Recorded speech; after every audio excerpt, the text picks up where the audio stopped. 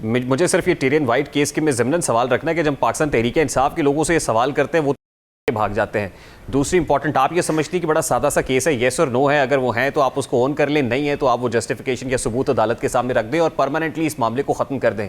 लेकिन क्या वजह है आपकी नज़र में कि जिसका ना तो कोई सबूत आ रहा है और फिर जो दूसरी तरफ से पूछा जाता है वो ये कहते हैं कि अगर एक वज़ीर आज़म को बेटे से तनख्वाह ना लेने पर नाअहल किया जाता है तो दूसरे को बेटी छुपाने पर नाअहल नहीं किया जा सकता? देखिए, मेरा ख्याल है दोनों का कंपैरिजन बड़ा गलत है। मैं कंपेयर और कंट्रास्ट तो करूंगी नहीं, क्योंकि इस मुल्क में इंसाफ के बड़े अलग अलग उसूल हैं और बड़े अलग अलग औकात में ये इंसाफ नज़र आता है। तो मेरा नहीं ख्याल कि हम किसी केस को किसी केस से कंपेयर कर सकते हैं। मैं नवाज शरीफ साहब और इमरान खान साहब की नाअहली को कंपेयर नहीं करूँगी।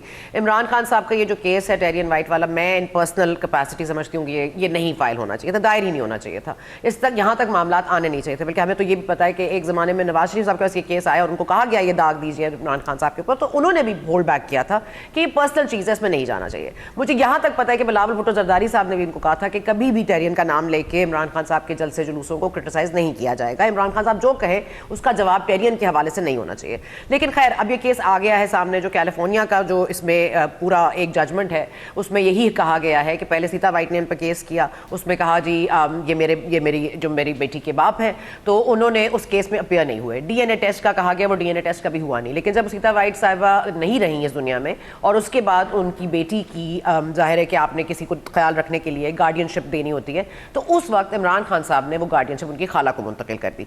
तो इस बुनियाद पे ये केस है और उनका जमाइमा का भी इसमें एक एफिडेविट मौजूद है, इसमें इमरान खान साहब का भी एफिडेविट मौजूद है। तो मैं कह रही हूँ कि अब इसमें कोई दूसरी राय नहीं हो सकती। हाँ, आप कह दें कि चलें जी मैंने मतलब I don't know Imran Khan साहब का क्या ऑप्शन है, वो सलमान अकबर राजा साहब बेहतर बता सकते हैं, लेकिन जाहिर है कि टाइम बाय किया जा रहा है। मैं तो सिर्फ ये कहता हूँ ना सना मुझा साहब कि इल्तवा लेना क्यों है, जब आपके पास सारा कुछ है तो इल्तवा क्यों लेते हैं? आप कोर्ट के सामने रखें और हमेशा के लिए रास्ता बंद कर दें कि भाई ये मामला 2002 के अंदर उठा, 7 में उठा, 18, 19 में, हमेशा इलेक्शन लड़ने से पहले ये मामला सामने आ जाता है। इस चैप्टर को क्लोज कर दें अगर आपके पास एविडेंस है कोई तो।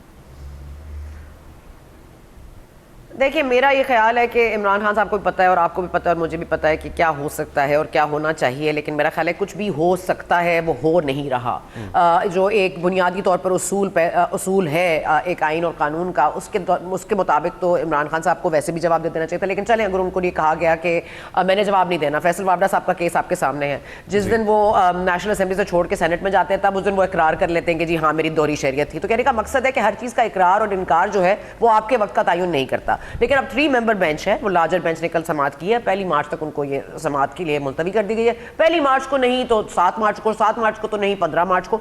कहीं ना कहीं कभी ना कभी तो कोई फैसला आना पड़ेगा ना। कितने दिनों तक हम इसको घुमाएंगे? फिर इलेक्शन कमीशन ने तौहीन अदालत का जुर्म आयद करना है, वो अभी तक नहीं आ रहे, मतलब जो फर्द जुर्म आयद करना है इमरान खान साहब उसके लिए नहीं पेश होते। तो मैं कह रही हूँ कि ये मतलब कहीं ना कहीं तो दिस हैज टू एंड ना। इमरान खान साहब कभी तो निकलेंगे, 2 हफ्ते बाद नहीं तो 3 हफ्ते बाद, कहीं जलसे जुलूस तो करेंगे ना। तो इन एनी केस मेरा ख्याल है इस मामले को, मेरा ख्याल है वेट एंड वॉच करें। लेकिन इरफान सिद्दीकी साहब की जो आज मैं कमेंट कही थी, चीफ जस्टिस के हवाले से उन्होंने बात की कि इस तरह उनको नहीं कमेंट्स देने चाहिए। तो लेकिन अब देखिए ना, फ्लोर ऑफ द हाउस पे अगर ये सेनेट पे बात हो रही हो कि अब चीफ जस्टिस की स्टेटमेंट जरा थोड़ी सी इम्प्रॉपर है या उनके दायरा कार से वजह करते हुए हैं, तो मेरा ये ख्याल है कि इस वक्त एक सोचने का मामला है कि जो लाडला है उसकी सरपरस्ती अब जो उनके अडॉप्टिव पेरेंट्स थे शायद वो नहीं कर रहे, लेकिन उनकी एक्सटेंडेड फैमिली में अभी भी उनके लिए कोई नरम गोशा। अच्छा, मैं यहाँ पे एक डिस्क्लेमर देता चलूँ कि इरफान सिद्दीकी साहब ने तो on floor of the house ये कहा है, उन्हें तो इम्यूनिटी हासिल है, इस्तिस्ना हासिल है, इसलिए हम ये ख्याल रखेंगे कहते हुए कि हमें कहीं तौहीन अदालत का नोटिस ना आ जाए।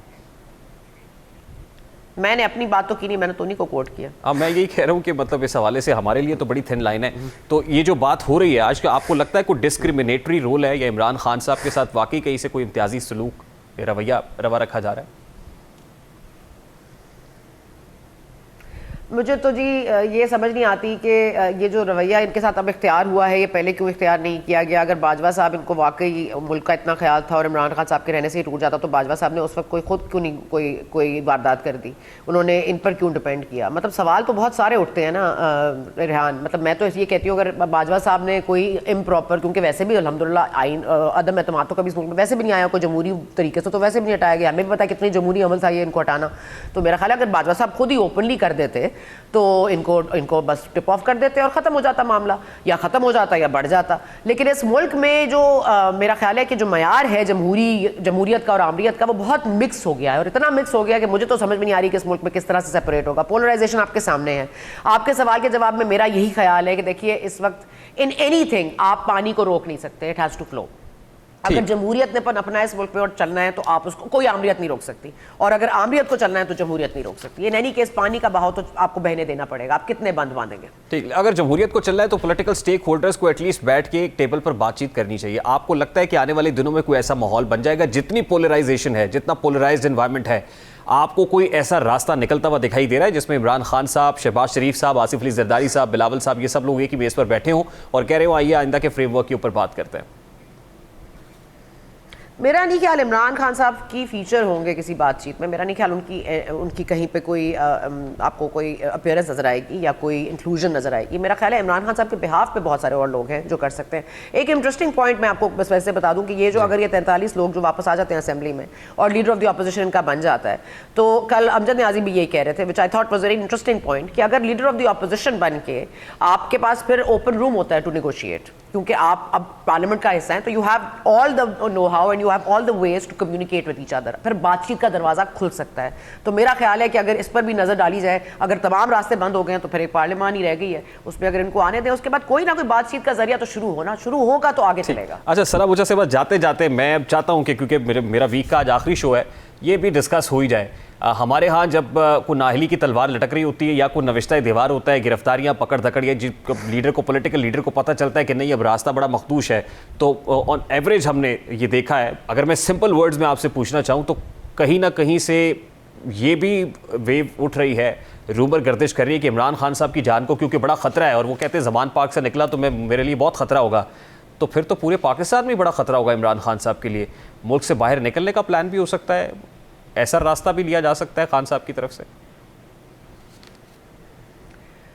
देखिए, मेरा ख्याल है कि एक तो इलेक्शन से पीछे हटना, ज़िमनी इंतखाबात में फिर अपने लोगों को उसमें कहना कि अपने कागजात नामजदगी जमा कराएं, उसके बाद एक बड़ा सबड्यूड सा, एक बड़ा खामोश इमरान खान साहब, ज़रा कभी कभी बोलते हैं, थोड़ा बोलते हैं, फिर एक इल्ज़ाम लगाते हैं, फिर उसको कभी रीइटरेट करते हैं, फिर 3 दिन गायब हो जाते हैं। तो मेरा ख्याल है ये जो पूरा आपको नज़र आ रहा है, इसमें डेफिनेटली कहीं फेयर फैक्टर मौजूद है, और I think is also out of options. तो ये अगर धमकियाँ जिस तरह ये बार बार कहते हैं उन्होंने पैसे भी दे दिए, फलां भी दे दिया, तो maybe he is building a case for himself to be to be evacuated from Pakistan and taken somewhere else, या वो खुद अपनी मर्जी से जाएंगे और फिर उनके पास ये कवर भी होगा कि मैं दलेर था, मेरी कोई जायदाद बाहर नहीं थी, लेकिन मेरी ज़िंदगी वो एट स्टेक थी, और मुझे कुछ हो जाता इस मुल्क का क्या होता। तो ये हो सकता है। आई मीन मैं कोई और फिर इमरान खान को चाहने वाले इसको जस्टिफाई भी करेंगे कि इमरान खान ने बिल्कुल ठीक किया जो मुल्क से बाहर चले गए।